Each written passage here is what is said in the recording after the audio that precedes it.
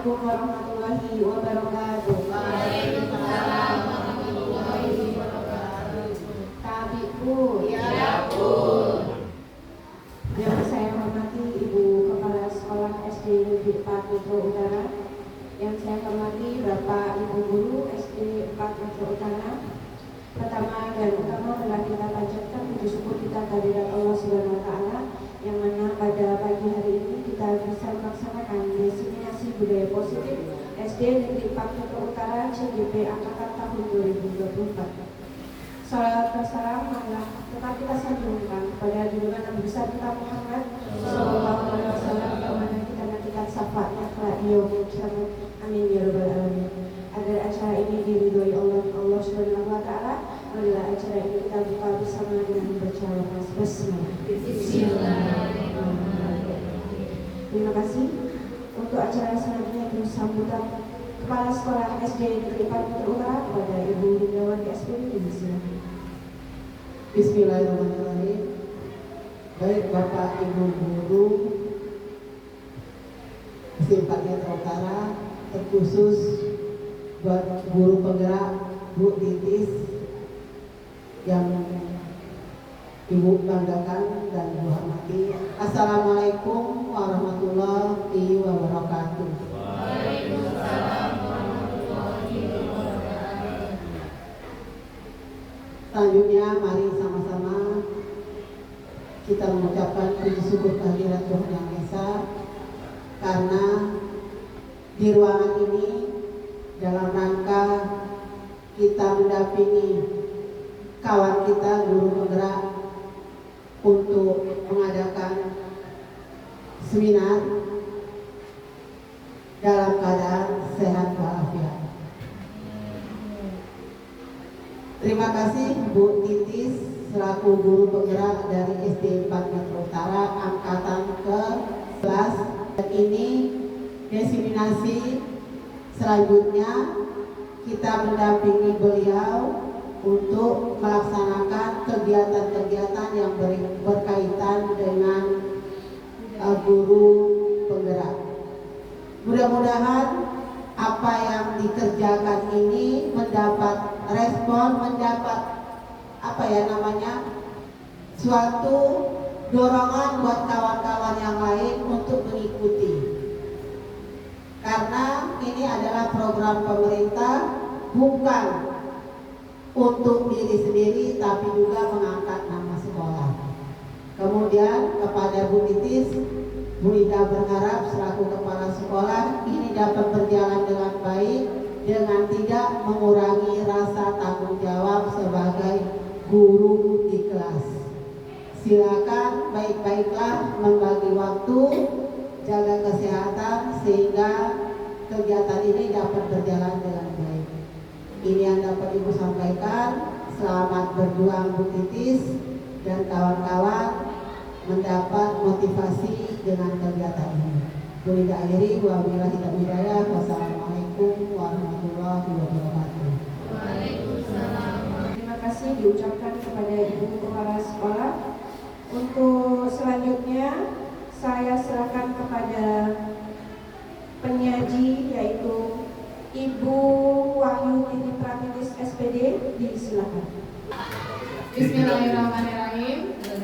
Assalamualaikum warahmatullahi wabarakatuh. Waalaikumsalam warahmatullahi wabarakatuh. Tabipun. Ya Pun.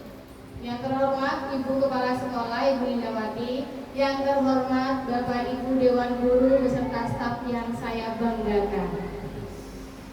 Izinkan hari ini saya akan memaparkan mengenai diseminasi budaya positif.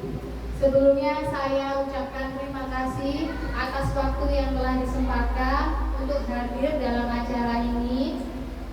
Saya mohon izin, ini bukan saya menggurui ya, tentunya Bapak Ibu semuanya adalah guru-guru yang hebat di SD Negeri 4 Metro Utara. Baik, saya akan memaparkan mengenai menyebarkan pemahaman dan penerapan pengalaman mengenai budaya positif. Sebelumnya saya ingin bertanya, Bapak Ibu, sepengetahuan Bapak Ibu, budaya positif itu apa? Kebiasaan positif. Kebiasaan positif, benar Pak Deta, terima kasih. Ada lagi Bapak Ibu? Perilaku yang baik. Baik, benar Bu Detria, perilaku yang baik. Ada lagi Bapak Ibu? Ada lagi? Waktu Lisa? Kebiasaan yang baik yang patut ditiru dan dilestarikan. Oke, kebiasaan baik yang patut dan ditiru dan perlu dilestarikan. Oke, tepuk tangan buat guru-guru hebat SD Negeri 4 Metro Utara. Ya, jadi ini merupakan pemenuhan tugas di pendidikan guru penggerak dalam modul 1.4 bersama saya Wahyu Titi Pratitis, calon guru penggerak angkatan 11 SD Negeri 4 Metro Utara. Ada beberapa konsep inti budaya positif yang akan saya sampaikan. Yang pertama yaitu perubahan paradigma belajar. Yang kedua disiplin positif. Yang ketiga nilai-nilai kebajikan. Yang keempat kebutuhan dasar manusia. Yang kelima motivasi perilaku manusia. Yang keenam posisi kontrol guru. Yang ketujuh keyakinan kelas. Yang kedelapan segitiga restitusi. Banyak materi yang akan saya sampaikan. Biar tidak jenuh, kita eksekusi dulu ya Bapak Ibu. Nanti ikutin saya ya. Kita nyanyi aja nih. Kalau kayak begini namanya dibuka apa ditutup? Buka. Begini namanya ditutup. Jadi buka tutup, bertepuk tangan. Buka tutup, tepuk tangan lagi. Digulung-gulung, lalu tersenyum, digulung-gulung, lalu tertawa. Lagi ya, berdiri. Oh, berdiri, oke.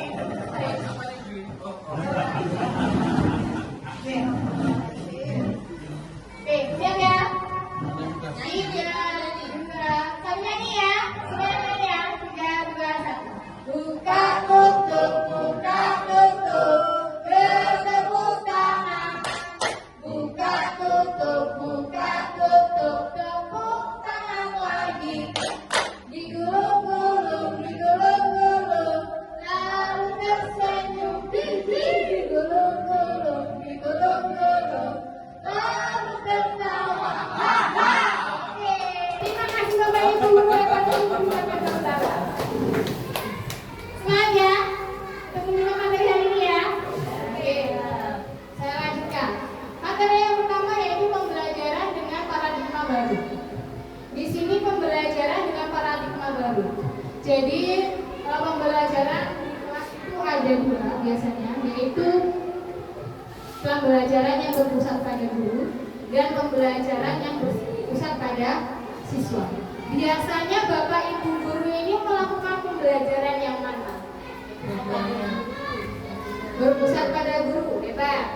Teacher center. Sama saja Pak. Hebat. Ada lagi? Berpusat pada guru apa berpusat pada siswa? Dua-duanya. Biasanya pada guru. Oke. Ya, ini adalah paradigma yang lama ya Bapak Ibu ya. Jadi yang sebaiknya itu harusnya pembelajaran itu berpusat pada siswa. Jadi pembelajaran ini merupakan pembelajaran yang dirancang berdasarkan prinsip pembelajaran berdiferensiasi, sehingga murid belajar sesuai dengan kebutuhannya berdasarkan tahapan perkembangan sesuai teori psikologi modern untuk mewujudkan profil pelajar Pancasila. Ya, profil pelajar Pancasila yang pertama apa itu? Beriman dan bertakwa kepada Tuhan Yang Maha Esa. Ini sudah jelas sekali ya Pak, Bu. Ini juga ada programnya di sekolah kita ya. Setiap hari apa Bapak Ibu? Setiap hari Kamis kita sholat duha berjamaah. Kemudian berkebinekaan global. Ini contohnya kebudayaan kita yang beragam. Di sekolah ini pun ada beberapa suku atau ras ya. Oke, lanjut, bergotong royong. Bergotong royong itu yang dimaksud bukan hanya bergotong royong seperti membersihkan kebersihan lingkungan kelas atau lingkungan sekolah. Jadi bergotong royong ini yang dimaksud yaitu berkolaborasi. Jadi berkolaborasi itu bukan hanya gurunya saja, tapi bisa dengan siswanya. Contohnya bekerja kelompok ya. Ada yang ditanyakan sampai sini? Lanjut. Oke. Kemudian kreatif. Jadi siswa itu sekarang dituntut untuk kreatif. Kreatif dalam mengerjakan tugasnya, kreatif dalam kegiatannya juga. Kemudian bernalar kritis. Ini tadi pembelajaran berpusat pada siswa. Jadi menuntut juga siswa itu bernalar kritis, menyampaikan ide-ide yang ingin dia sampaikan. Jadi jangan dibatasi jika anak ingin mempunyai ide dan guru jangan enggak lah, itu aja, kamu menurut itu aja. Itu tidak boleh seperti itu ya. Jadi kita memberikan kesempatan kepada siswa untuk argumentasikan keinginannya. Kemudian mandiri. Jadi siswa dituntut untuk bekerja mandiri. Oke. Sekarang kita nyanyi lagi ya, profil pelajar Pancasila. Kita berdiri lagi. Semangat. Masih ya? Pakai gerakan ya. Saya contohkan dulu ya, pakai biarin ya. Pelajar Pancasila beriman dan bertakwa pada Tuhan yang Esa dan berakhlak mulia, berkebinekaan global, gotong royong mandiri, kreatif dan bernalar kritis. Bilangin ya, bilangin ya. Apa Bu Dedia boleh menggerakannya sini? Saya nyanyi. Ayo. Oke.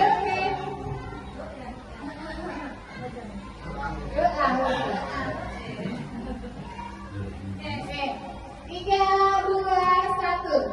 Pelajar Pancasila beriman dan bertakwa pada Tuhan yang Esa dan berakhlak mulia, berkebinekaan global, gotong royong mandiri, kreatif dan bernalar kritis. Oke, terima kasih untuk berbicara. Boleh beri tepuk tangan BOW. Kasih B, kasih O, kasih B. Wow. Pak Senta. Kita lanjutkan ya. Jadi lanjutkan miskonsepsi tentang teori kontrol. Jadi ini ada miskonsepsi selama ini kita melakukan pembelajaran, yaitu ilusi guru mengontrol murid. Jadi pada dasarnya itu guru itu tidak harus bisa mengontrol murid. Contohnya begini, Pak Sobirin menginginkan anaknya pintar di kelas. Pintar di kelas waktu itu pelajaran misalnya matematika ya harus dapat 100. Mungkin ketika Pak Sobirin dampingin anak itu karena takut dengan Pak Sobirin, dia akan berusaha dapat 100. Tapi ketika Pak Sobirin nggak ada, dia lemah, anak itu tidak mau lagi untuk dapat 100 karena nggak ada Pak Sobirin. Jadi ini posisi kontrolnya dia muncul bukan dari diri dia sendiri, tapi dari luar, yaitu dari tekanan Pak Sobirin. Kan anak itu merasa tertekan, jadi saya harus dapat 100. Kemudian ilusi bahwa semua penguatan positif, efektif dan bermanfaat. Contohnya gini Bapak Ibu, misalnya Bapak Ibu kalau misalnya naik motor nggak pakai helm, itu Bapak Ibu takut gimana? Takut polisi, takut ditilang. Ada lagi? Selain takut ditilang, takut ada polisi, ada lagi? Pakai helm itu biar apa? Biar keamanan. Jadi kalau Bapak Ibu itu berkendara motor pakai helm, takut polisi, itu berarti bukan kesadaran dari diri sendiri, takut karena kena hukuman. Tapi kalau berdasarkan dari diri sendiri ya, dari dalam ya, itu Bapak Ibu itu takut karena ingin saya menjaga keselamatan saya. Begitu ya? Bagaimana? Oke, setuju. Lanjut ya. Yang ketiga, ilusi bahwa orang dewasa berhak memaksa. Ini, jadi Bapak Ibu guru ini kan sebagai orang dewasa di sekolah, jadi tidak berhak untuk memaksa. Tapi apa? Mendampingi supaya anak kita itu merasa sadar diri untuk melakukan. Seperti sholat lah ya, kalau siang kita melakukan sholat jamaah di kelas ya, kalau anak udah sadar diri, dia tanpa disuruh ketika jadwalnya udah sholat zuhur, dia pasti akan ngomong, Bu, sholat Bu, begitu. Tapi kalau waktunya udah sholat zuhur, kalau anak yang nggak sadar diri, Bu kita kayak dilari kemana pun dia tetap nggak mau sholat. Nanti aja di rumah, bakal kalau di rumah itu pasti terlewat, gitu ya. Kemudian ilusi bahwa kritik dan membuat rasa bersalah mampu menguatkan karakter. Kritik membuat rasa bersalah. Ini biasanya anak akan down. Misalnya kan kadang-kadang kan kita berkata, "Boleh gitu aja nggak bisa." Nah dia akan merasa ternyata saya itu nggak bisa ngapa-ngapa ya. Benar kata Bapak Ibu guru, ternyata saya nggak bisa ngapa-ngapa. Itu kan berdampak seterusnya ya. Lanjut, mengubah paradigma stimulus respon ke pendekatan teori kontrol. Jadi stimulus respon, realitis kebutuhan kita sama. Kalau teori kontrolnya realitis kebutuhan kita berbeda.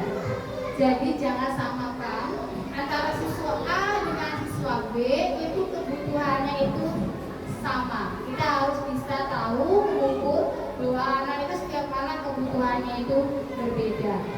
Ada anak yang suka matematika, ada anak yang suka bahasa Inggris, ada anak yang suka Pancasila dan yang bisa Indonesia. Jadi kita nggak bisa menerapkan harus satu kelompok suka matematika semua, itu tidak bisa. Ya, karena anak itu berbeda. Terus kemudian semua orang melihat hal yang sama. Kalau teori kontrolnya setiap orang memiliki gambaran berbeda. Kita kasih ilusi gambar saja. Biasanya antara A sama B itu menafsirkan gambar itu aja berbeda ya. Gambar lingkaran saja itu mesti beda. Antara Pak Agus sama Mas Sony itu mesti beda ilustrasinya. Pak Agus misalnya gambar lingkaran itu menandakan apa Pak? Misalnya Pak menggambarkan apa? Kalau lingkaran bulan. Oke, Mas Sony kalau lingkaran telur.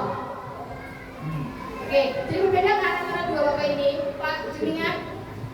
Persatuan. Oke, ini lebih ke Pancasila. Oke ya, jadi setiap orang itu menggambarkan satu gambaran aja sudah berbeda. Kemudian stimulus responnya, kita mencoba mengubah orang agar berpandangan sama dengan kita. Tidak bisa, jadi kita berusaha memahami pandangan orang lain tentang dunia. Kayak tadi itu tentang gambaran, saya nggak bisa kan memaksa Pak Sodiri kalau lingkaran itu persatuan Pak. Ternyata menurut Pak Sodiri adalah telur. Padahal telur itu bentuknya elips lonjong.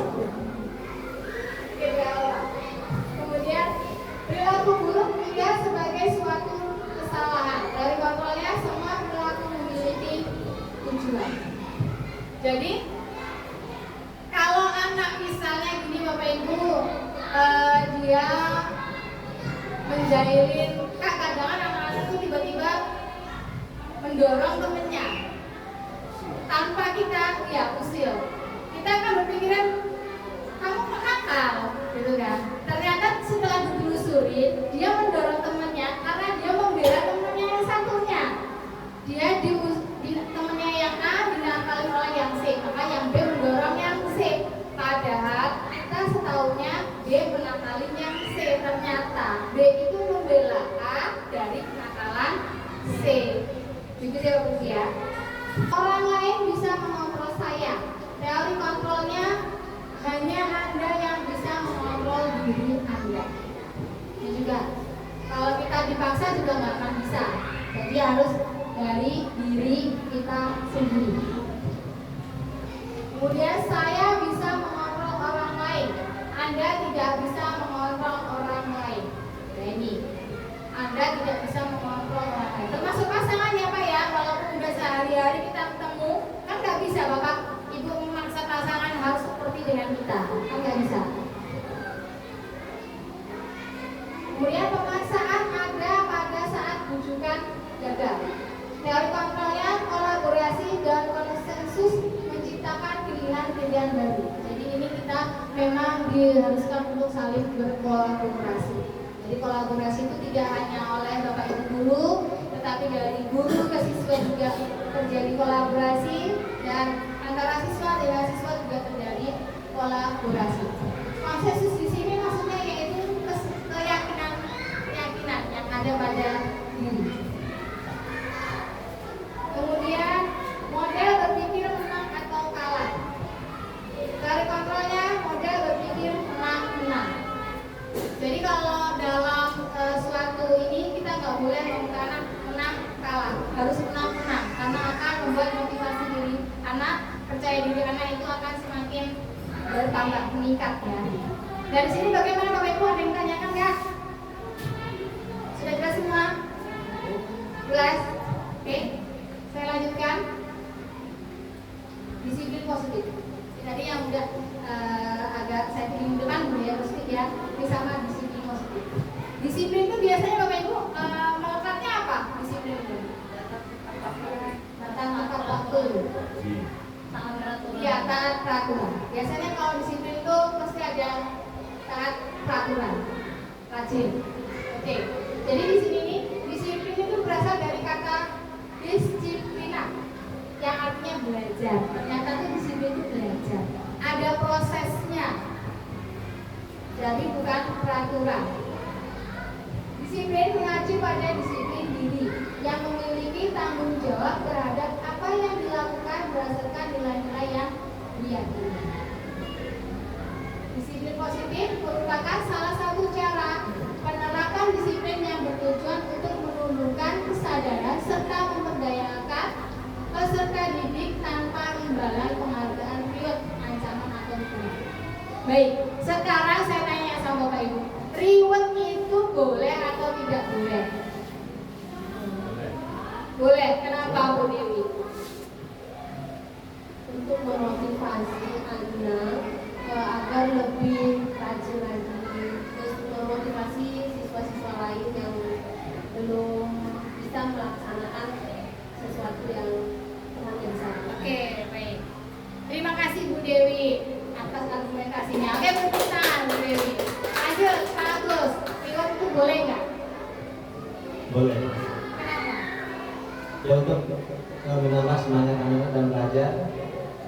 Kemudian ya agar anak-anak tambah semangat belajar. Oke, terima kasih. Baik, terima kasih. Pak Jumian.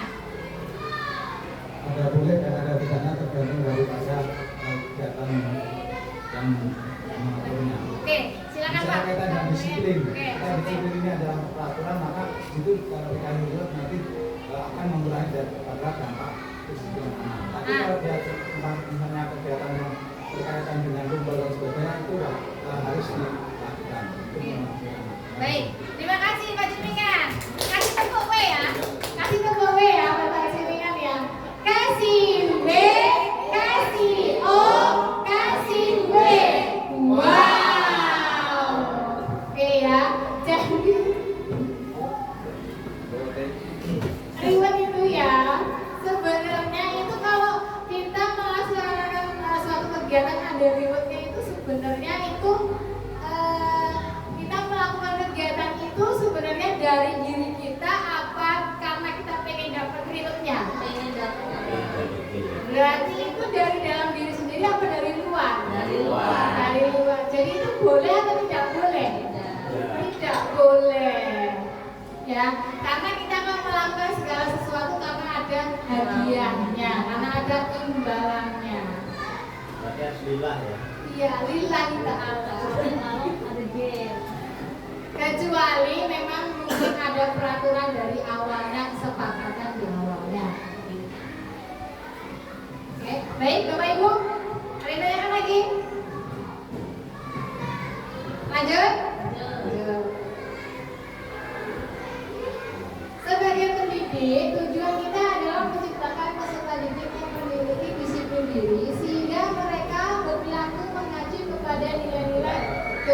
pendidikan universal dan memiliki motivasi intrinsik dalam perubahan perilaku ke arah yang lebih baik. Lanjut ya. Nilai-nilai kebajikan. Nah, nilai-nilai kebajikan itu nilai yang disepakati bersama, lepas dari suku bangsa, agama, bahasa maupun latar belakangnya. Contohnya ini saya ambil nilai kebajikan institusi atau organisasi. Profil pelajar Pancasila. Tadi yang sudah saya jabarkan dan sudah kita nyanyikan ya Bapak Ibu ya. Isinya yaitu beriman dan bertakwa kepada Tuhan Yang Maha Esa, berakhlak mulia, berkebinekaan global, bergotong royong, mandiri, kreatif, dan bernalar kritis. Kemudian ada Equal Privileges Program atau PYP. Isinya tentang toleransi, rasa hormat, integritas, mandiri, menghargai, antusias, empati, keingintahuan, kreativitas, kerjasama, percaya diri, dan komitmen. Kemudian yang terakhir yaitu keterampilan hidup atau life skill.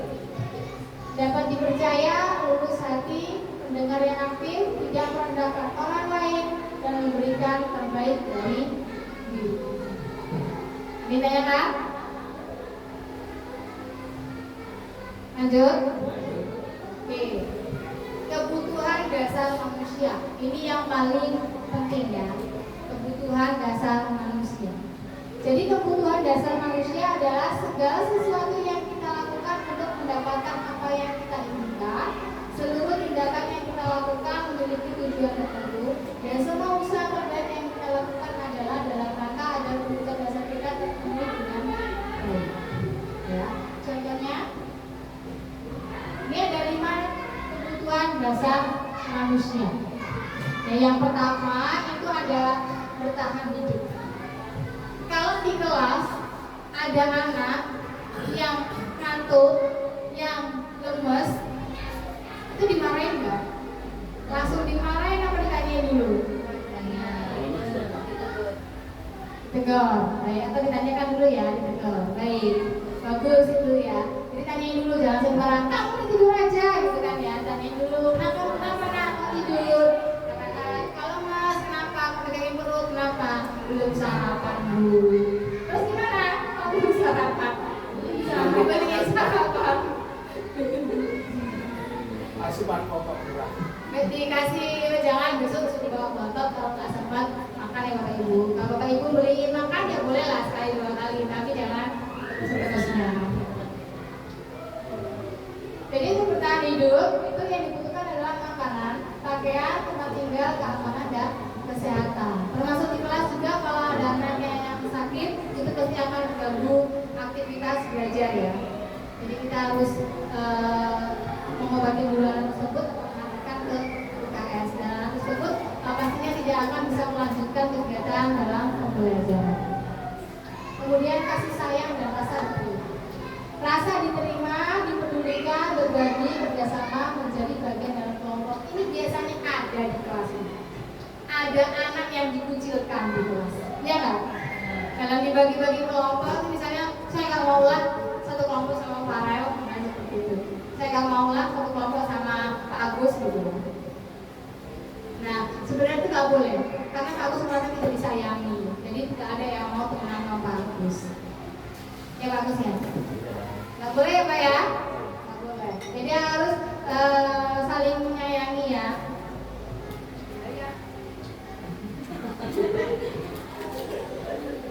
Menyayangi antara guru dan siswa boleh Bu. Sama teman juga harus saling sayang. Kalau nggak saling sayang nanti berantem. Ya betul. Dan tidak boleh itu mencintai. Karena SD nggak boleh cinta-cinta. Sama temennya, boleh sama Allah sama orang tuanya.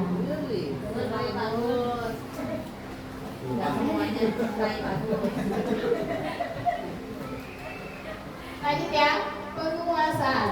Penguasaan itu harga diri, keinginan untuk dianggap, memimpin, berprestasi, diakui, dan didengar.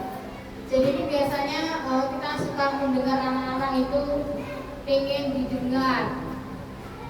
atau pengen diakui di kelas. Jadi kalau anak itu dapat nilai 100, ya dikasih lah pujian. Hebat loh kamu bisa dapat 100, berarti kan dia dihargai. Terus kemudian ingin didengar.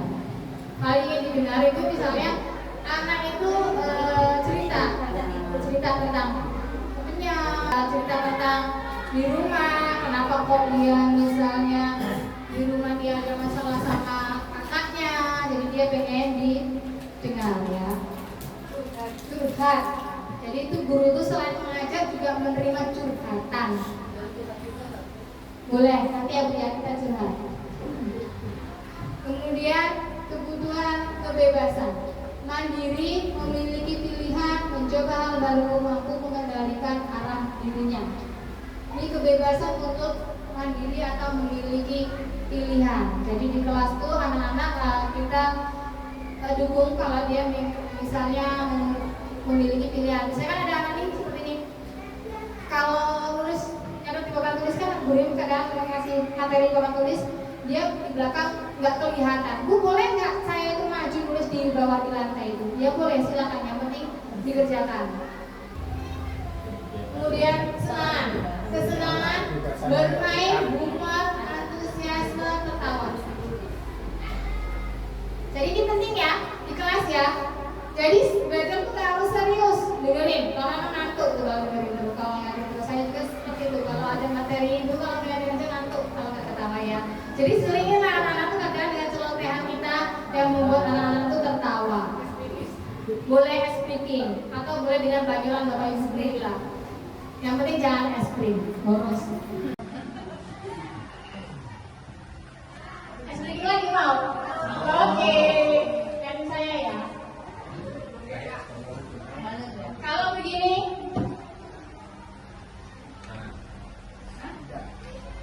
Marina nama cewek, Marina ya. Marina menari di atas menara. Pakai menara hijau nggak? Mau pakai menara hijau nggak? Sendiri aja ya, Marina ya. Kalau Marina juga? Ya, kalau Marina dong. Marina dulu ya, Marina dulu ya. Marina, coba Bapak Ibu buat Marina. Marina menari di atas menara. Ya, coba. Yuk, bareng-bareng ya. Marina menari di atas menara. Marina menari di atas menara. Nah sekarang Marijo. Kalau Marijo itu laki-laki perempuan? Laki-laki biasanya kuat kan? Nanti kita Marijo ya. Sama kan tadi. Marijo menari di atas menara. Ya. Ya. Nanti di atas menara. Marijo menari. Oke, sekarang kita berdiri.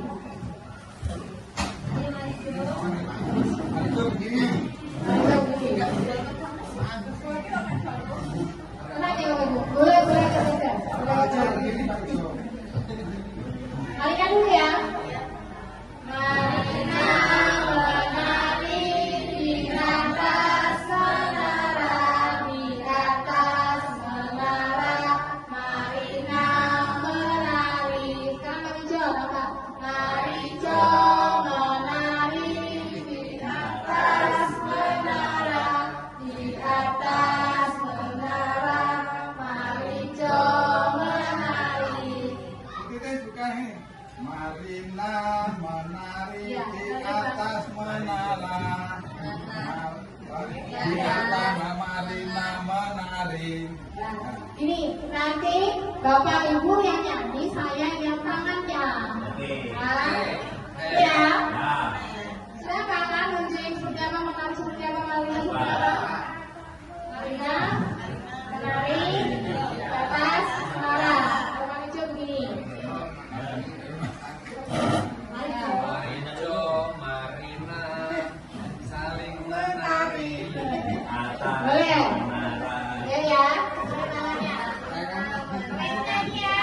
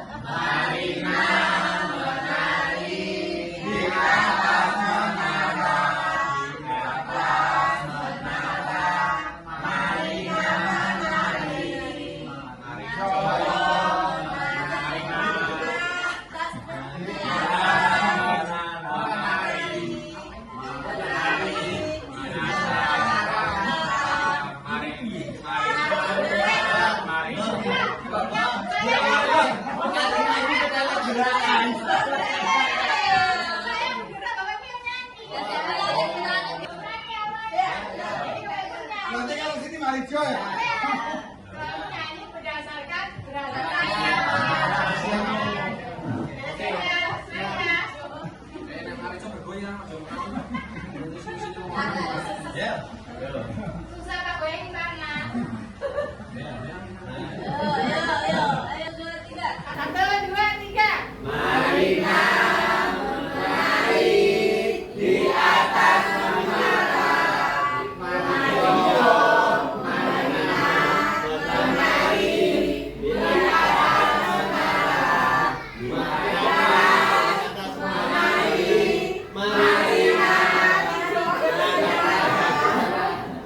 Oke, udah jangan dulu.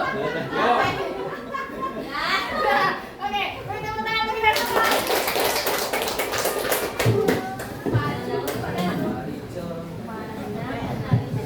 Marina Marijo. Oke. Yang gak ngantuk ya. Dulu agama nggak pernah kayak gitu. Wes, kamu tuh Mas ya? Ya, gampang dulu saya. Sama saya.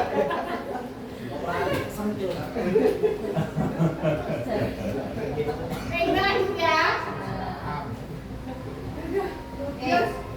Gobios Bu, semangat kan tadi. Menari-nari goblok. Habis lari-lari kita gobios. Oke. Yang gak ngantuk ya. Tak berita jangan gini-gini lah. Motivasi perilaku manusia. Ini ada 3, yaitu yang tadi yang saya ceritakan. Motivasi yang berasal dari luar ya, itu motivasi intrinsik untuk menghindari ketidaknyamanan atau hukuman. Jadi berasal dari luar. Untuk mendapatkan imbalan atau penghargaan dari orang lain. Jadi dari kita melakukan segala sesuatu karena ingin mendapatkan imbalan atau itu. Oke ya. Kemudian motivasi intrinsik yaitu untuk menjadi orang yang mereka inginkan dan menghargai diri sendiri dengan nilai yang mereka percaya. Jadi motivasi yang timbul dari dalam diri. Ini nggak perlu dipaksa. Ya. Lanjut. Sekarang ini hukuman. Ternyata ada hukuman, ada konsekuensi, ada restitusi. Restitusi ini saya baru mengetahui ya pas saat di pendidikan guru penggerak. Biasanya kita kalau nggak menghukum ya ada konsekuensi. Ternyata ada satu lagi yaitu restitusi. Restitusi ini yang perlu dikembangkan dan perlu ditiru, perlu kita terapkan di sekolah. Gak hanya di sekolah, di rumah juga kalau lingkungannya perlu pakai restitusi. Oke ya, hukuman itu tidak berencana atau tiba-tiba. Contohnya, yang bisa memberi contoh nggak Bapak Ibu? Selain Marina dan Marijo, hukuman? Ya, silakan lari lapangan 3 kali jika tidak mampu. Tidak mengerjakan PR. Oke, baik, bagus ya. Contohnya, jadi hukuman itu misalnya karena tidak mengerjakan PR, silakan lari mengelilingi lapangan sebanyak 3 kali. Nah, itu termasuk hukuman. Hukuman itu tidak terencana tiba-tiba. Kan kita tidak tahu tuh anak yang tidak mengerjakan PR itu siapa, kan kita tidak tahu. Tiba-tiba kita di kelas PR-nya dipukul. Jangan mengerjakan hukum. Jadi kan hukumannya langsung spontan. Boleh nggak sebenarnya? Boleh nggak sebenarnya? Boleh, kenapa Bu? Supaya anak takut untuk tidak mengerjakan PR tadi. Tidak, supaya tidak mengulangi. Oke, baik, terima kasih Bu Lisa. Kalau menurut saya tidak boleh. Alasannya hukuman itu akan menciptakan sifat pendendam. Baik, terima kasih. Beri tepuk tangan buat Bu Lisa dan Pak Desa. Kasih WW enggak ini? Kasih WW ya? Kasih W, kasih O, kasih W.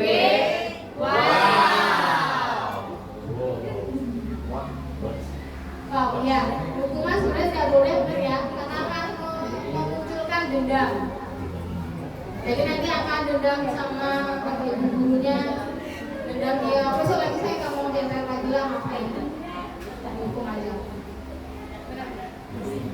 Bu, jika sudah disepakati di awal pertemuan ya, awal pembelajaran baru misalnya, sudah kita buat kesepakatan dengan anak-anak, misal jika tidak mengerjakan PR, maka konsekuensi atau sanksi yang akan diterima anak, dan mereka sendiri yang menentukan membersihkan toilet misal, atau lari mengitari lapangan 2 kali, atau push up 10 kali, itu bagaimana?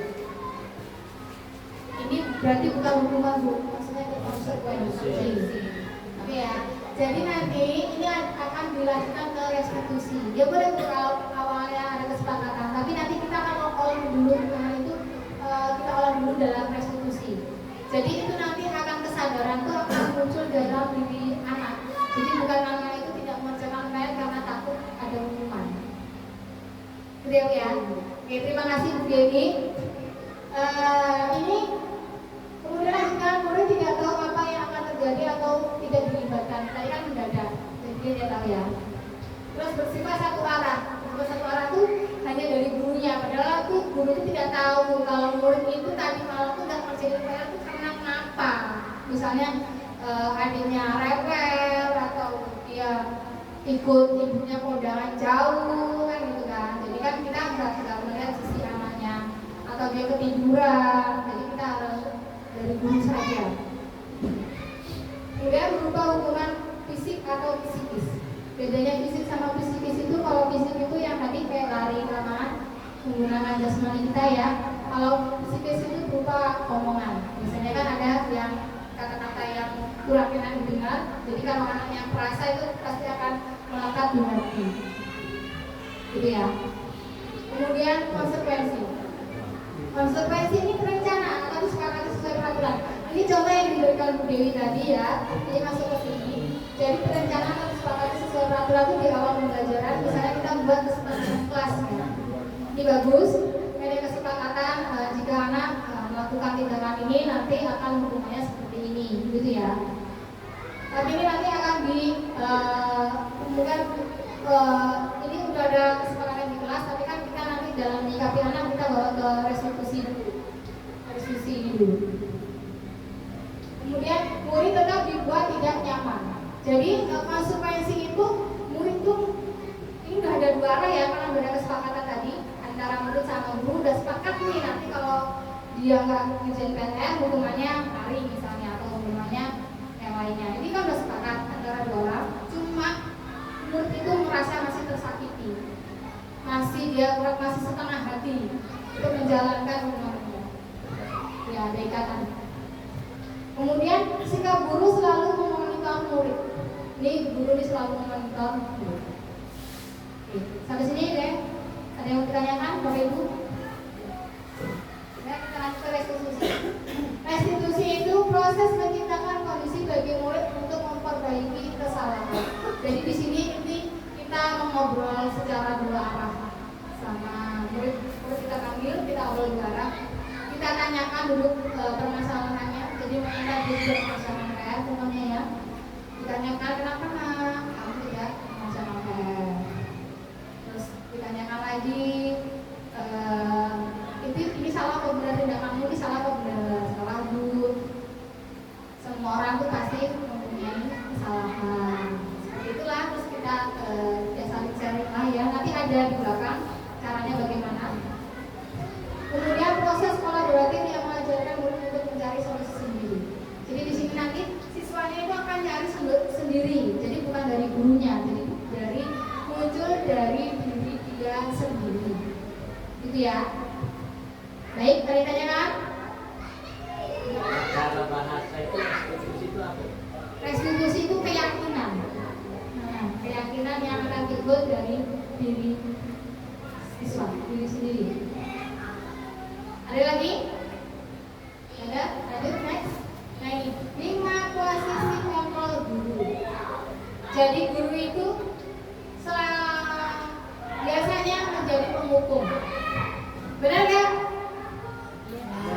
Ya, penghukum. Kemudian membuat merasa bersalah.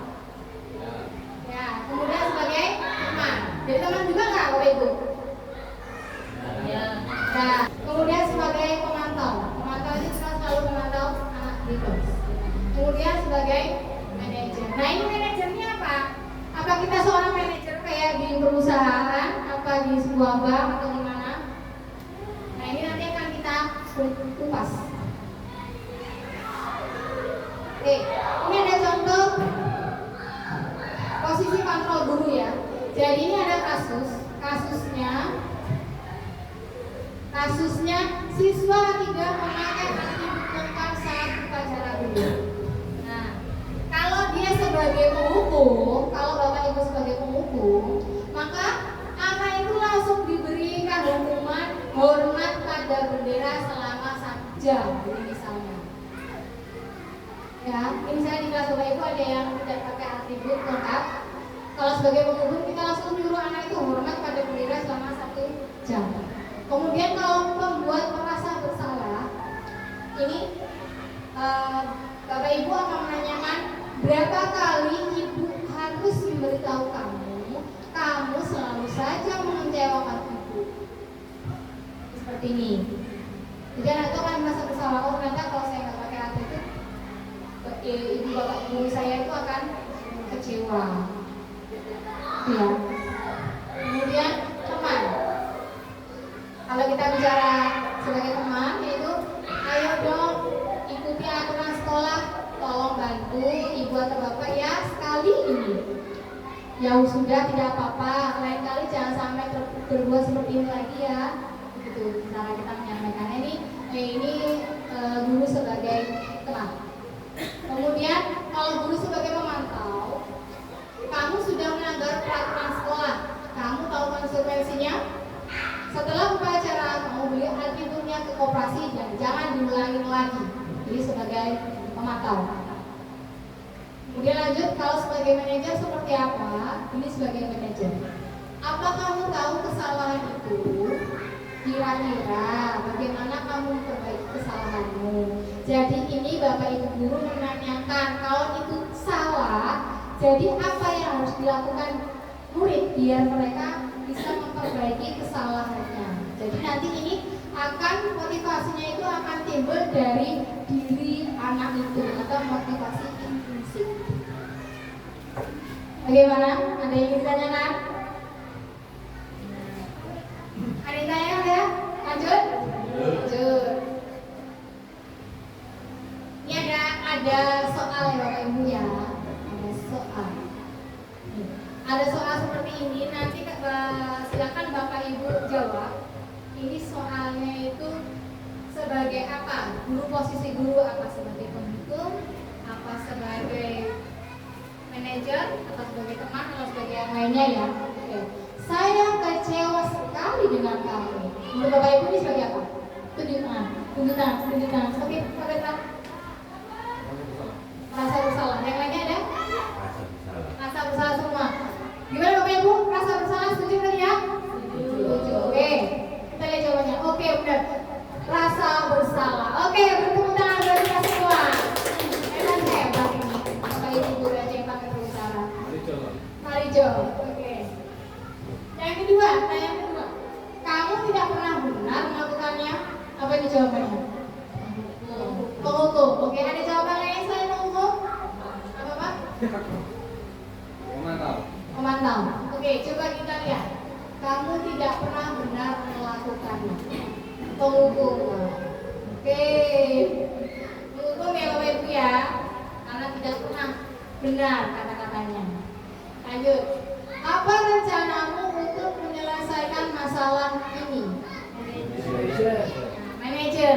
Jadi sekarang ini Bapak Ibu dalam melaksanakan di kelas itu kita harus menerapkan ini ya. Ini karena yang paling bagus itu menempatkan posisi guru sebagai manajer. Walaupun misalnya Bapak Guru sama Bu Era itu di tata usaha itu melayani siswa harus sesuai manajer ya. Misalnya ada anak yang tiba-tiba ke kantor terus ngambil pensil apa-apa, tanya dulu. Siapa tahu disuruh sama Bu Titis kan nggak tahu. Jangan langsung lebaran dulu ya Bapak Ibu ya. Oke, lanjut. Manajer ya tadi ya jawabannya benar. Kemudian ini lagi, ayolah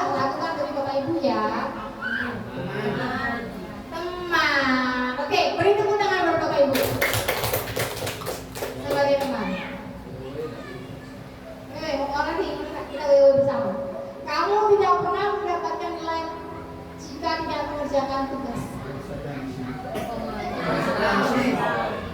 Konsekuensinya kan nggak ada Pak. Mantap ya, mantap ya. Kalau kita ini benar kita beri tepuk tangan BW untuk kita semua ya Pak ya. Oke, 1, 2, 3. Oke, mantap. Kita kasih tepuk BW ya. Kasih B, kasih O, kasih W. Wow, oke. Tepuk tangan untuk kita semua. Oke, sekarang ini ada keyakinan kelas. Yang benar itu keyakinan kelas atau peraturan kelas? Keyakinan kelas, benar sekali. Kenapa kok keyakinan kelas? Karena buatnya barang-barang benar. Barang-barang sama siapa Bu? Oh, sama siswa. Kemudian? Karena kalau peraturan itu seolah-olah memaksa. Kalau peraturan memaksa, menghakimi. Kalau keyakinan? Kalau keyakinan itu kesepakatan bersama para murid dengan guru. Oke, baik. Ada lagi? Oke, Pak? Cukup sama ya? Jadi, oke. Mengapa keyakinan kelas? Karena keyakinan kelas itu kita sepakati bersama ya. Ini muncul dari siswa. Kalau peraturan ini sudah ada peraturan, sudah ditetapkan dan ini sifatnya memaksa ya. Sudah ada. Lanjut. Pembentukan keyakinan kelas. Ini contoh di kelas saya sudah membuat keyakinan kelas. Jadi keyakinan kelas itu adalah bersifat abstrak. Bersifat abstrak itu maksudnya begini. Jadi kita tidak menentukan apa yang harus dituliskan oleh siswa. Jadi berdasarkan muncul dari siswa sendiri. Dia mau seperti apa? Keyakinan kelas yang ada di kelas yang dijalankan ini mau seperti apa? Atau kalau ini mau dibawa kemana? Bukan ya? Namanya gitu. Kemudian berupa pertanyaan universal. Lanjut, dibuat dalam pernyataan positif. Ya, jadi jangan dibuat pernyataan negatif. Misalnya tulisannya dilarang membuang sampah. Dilarang kan negatif ya. Yang benar di mana Bapak Ibu? Yang benar jagalah kebersihan. Kalau bersih pasti kan nggak buang sampah sembarangan kan ya. Nah, yang benar jagalah kebersihan. Gitu ya.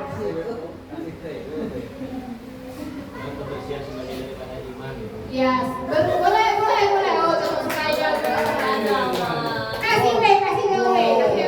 Kasih B, kasih O, kasih W. Wow. Semuanya habis Pak. Kemudian sedikit saja agar mudah diingat. Jadi nanti kalau namanya keyakinan kelas ya Bapak Ibu ya, jangan semuanya. Biasanya kan ada kata-kata dari anak-anak itu yang sama. Jadi kita yang sama-sama itu kita bilang. Misalnya yang satunya ini ngobrol. Terus ini ngobrol ini berisik. Terus ada lagi meja, terus jalan-jalan. Itu termasuk dalam apa? Ini misalnya ini ada yang ribut, ada yang jalan-jalan, ada yang tutup meja, ada yang ngobrol. Itu masuk dalam apa? Kalau digabungkan jadi satu, tertib boleh atau disiplin. Nah itu dijadikan satu, jadi disiplin begitu. Kemudian sesuai dengan kondisi kelas dan sekolah sehingga mudah diterapkan. Jadi sesuai kelas Bapak Ibu yang tadi seperti mau dibawa kemana. Ya. Kemudian semua warga sekolah atau warga kelas dilibatkan saat membuat keyakinan kelas. Jadi semua anak itu terlibat. Jadi nanti dibagikan kelas seperti ini, kelas kemudian anak-anak dibagikan satu-satu dan disuruh menulis mereka maunya keyakinan kelas seperti apa. Kemudian anak-anak disuruh maju ke depan, suruh menempelkan hasil tulisan mereka, nanti dibaca, ada perwakilan anak yang membaca. Lalu kalau ada yang sama-sama tadi itu kita jadikan satu satu, jadi biar tidak banyak. Dan ini akan menjadi keyakinan kelas. Begitu ya. Ada yang bertanya Bapak Ibu? Enggak? Lanjut ya. Nah, segitiga restitusi ini tadi yang namanya restitusi. Nah, langkahnya ini ada 3 langkah ya Bapak Ibu ya. Segitiga restitusi yaitu suatu proses dialog yang dijalankan oleh guru agar dapat menghasilkan murid yang menjadi mandiri dan bertanggung jawab. Yang pertama, menstabilkan identitas. Ini maksudnya bagaimana? Menstabilkan identitas ditanyakan, misalnya Bu Era, kamu tahu nggak kenapa ibu panggil ke sini? Tahu Bu, misalnya. Kenapa? Karena udah mengerjakan PR. Ditanya lagi, menurut Era tidak mengerjakan PR itu baik atau tidak baik? Begitu. Kemudian validasi tindakan yang salah. Ini termasuk tadi ya, baik atau tidak baik. Jadi kita kasih tahu lagi. Kemudian ini 3, menanyakan keyakinan. Ini adalah langkah-langkahnya nih Bapak Ibu nih. Nah nih, menstabilkan identitas ya. Dan itu misalnya Era saya panggil ke kantor menemui Bu Kris, itu kenapa? Menstabilkan identitas nih berdasarkan prinsip membuat kesalahan adalah bagian dari proses pembelajaran. Ini misalnya nih ada kata-kata seperti ini. Berbuat salah itu wajar. Ibu Nipis juga pernah berbuat kesalahan. Nah, seperti itu ya. Tidak ada manusia itu yang sempurna. Terus, di sini Era ibu panggil ke sini itu bukan ibu untuk mencari tahu siapa yang salah, tapi kita akan mencari solusi dari permasalahan yang Era hadapi sekarang. Seperti itu. Lanjut, kalau untuk yang validasi tindakan yang salah, ini ya berdasarkan prinsip setiap perilaku berupaya memenuhi suatu kebutuhan tertentu. Jadi tanyakan nih, pas tindakannya salah, ditanyakan, kamu pasti punya alasan kan ya, mengapa tidak mengerjakan PR? Gitu. Tanya dulu, misalnya ketiduran Bu, gitu kan. Apakah tadi malam itu terlena dengan main game seperti itu? Kemudian lagi, padahal kamu bisa melakukan hal yang lebih buruk dari ini kan ya. Terus kamu patut bangga karena telah melindungi sesuatu yang penting buatmu. Misalnya ini tadi nih temannya dorong temannya, si B mendorong si C. Kan kalau kita tidak tahu kan B yang salah, ternyata B itu membela temannya si A yang telah dibully oleh si C. Kemudian selanjutnya menanyakan keyakinan kelas. Berdasarkan prinsip teori kontrol bahwa pada dasarnya kita termotivasi secara implisit. Nah, menanyakan keyakinan kelas. Jadi tadi kalau semuanya kita dari keyakinan kelas, misalnya kayak tadi kalau mengerjakan PR itu termasuk ke dalam apa Bapak Ibu? Termasuk sifat kejujuran atau disiplin atau tanggung jawab. Misalnya kita tanya dulu nih, keyakinan kelas yang kemarin udah kita buat itu apa aja nah? Nanti kan anak-anak ngomong jujur Bu, tanggung jawab, disiplin. Nah, terus kalau kamu ini tidak mengerjakan PR, jadi kamu ini melanggar atau tidak menerapkan peraturan kelas yang mana nah? Bertanggung jawab. Oke. Jadi kamu tahu kan? Jadi seperti apa gambaran sebuah kelas yang ideal menurut kamu? Jadi saya harus bertanggung jawab Bu berdasarkan PR-nya. Kemudian, jadi kamu ingin menjadi orang yang seperti apa? Nanti anaknya kan ngomong, dia ingin seperti apa? Saya ingin menjadi orang yang lebih bertanggung jawab Bu.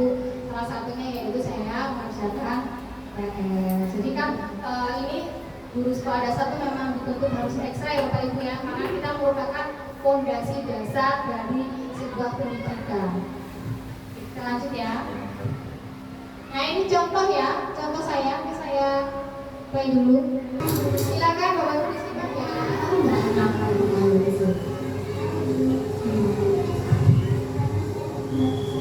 Bisa nama apa yang dibahas ya? Kelas. Oke. Saya tahu aslinya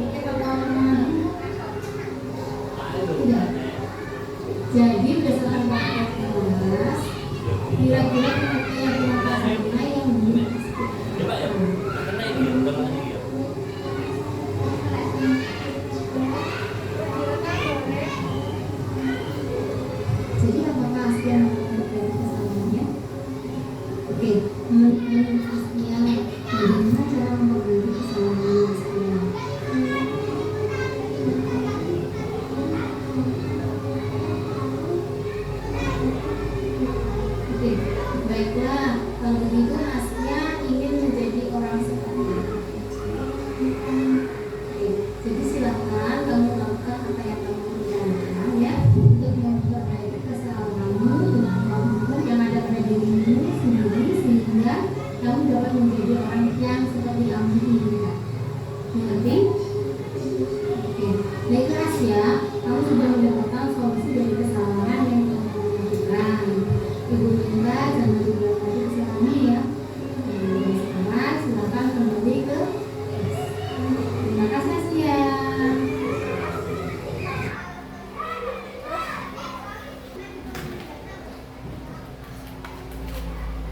Baik, saya lanjutkan ya Bapak Ibu ya. Demikian adalah video dari restitusi yang saya lakukan kepada murid saya yang kemarin saya lakukan. Itu adalah contoh dari restitusi terhadap siswa atau murid ya. Ada yang ingin ditanyakan? Cukup? Oke. Saya lanjutkan ya. Penutup. Dalam penerapan program disiplin positif, hendaknya guru memiliki standar kepribadian, profesional dan sosial yang baik, di mana guru mampu merefleksi dirinya dalam posisi kontrol saat ini. Bagaimana perjalanan dirinya sebagai manajer yang menuntut muridnya menjadi insan yang mandiri, merdeka dan bertanggung jawab, sesuai dengan filosofi Ki Hajar Dewantara. Baik, saya rasa sekian pemaparan dari diseminasi budaya positif yang bisa saya lakukan kepada Bapak Ibu guru beserta staf. Semoga Bapak Ibu guru dapat menjalankan budaya positif di lingkungan sekolah kita, yaitu di SD Negeri 4 Metro Utara. Saya akhiri. Wassalamualaikum warahmatullahi wabarakatuh. Waalaikumsalam warahmatullahi wabarakatuh. Acara selanjutnya saya serahkan kepada moderator.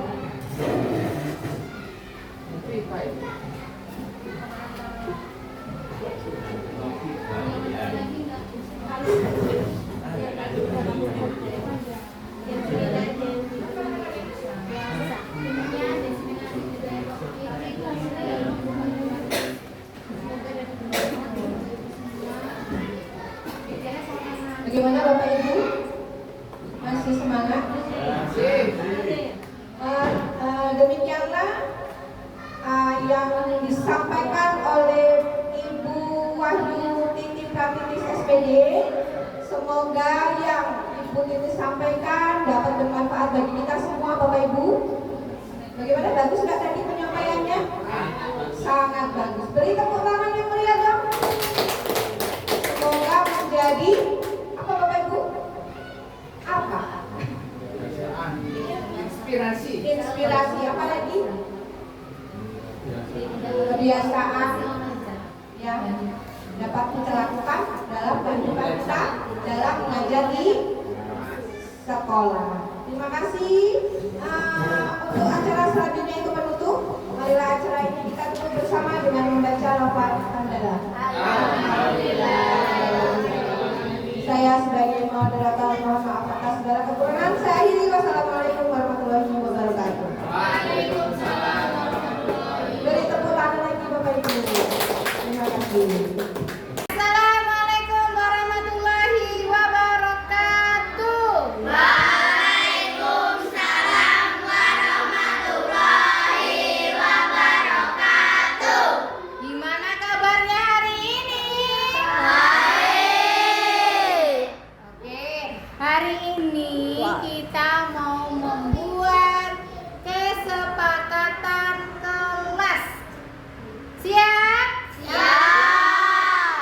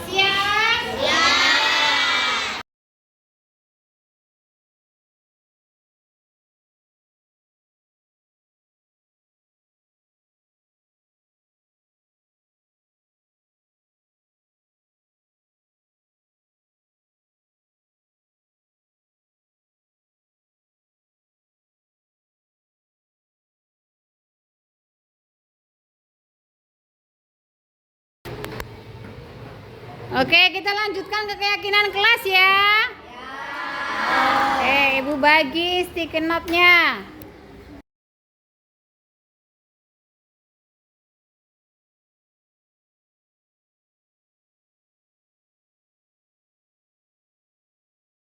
Baik, udah selesai ya menempelkan peraturan kelas dan keyakinan kelas. Sekarang Ibu minta tolong siapa yang bersedia untuk membacakan ke depan kelas. Oke, untuk yang perempuan Talita terlebih dahulu. Silakan Talita maju. Baca saat istirahat, mengerjakan ulangan dengan jujur, datang tepat waktu, melaksanakan piket kelas. Terima kasih Talita. Silakan duduk ke belakang. Beri tepuk tangan untuk Talita. Oke, silakan yang laki-laki tadi siapa? Fahmi ya. Oke, silakan Fahmi. Baca keyakinan kelas Le. Keyakinan kelas, jujuran, disiplin, gotong royong, sopan santun, datang tepat waktu, memakai seragam sesuai jadwal. Terima kasih Fahmi. Silakan tepuk tangan untuk Fahmi. Oke, baik ya. Kita sudah mendapatkan kesepakatan kelas, yaitu peraturan kelas dan keyakinan kelas. Gimana, kalian sepakat tidak? Setuju ya? Ibu ucapkan terima kasih. Wassalamualaikum warahmatullahi wabarakatuh.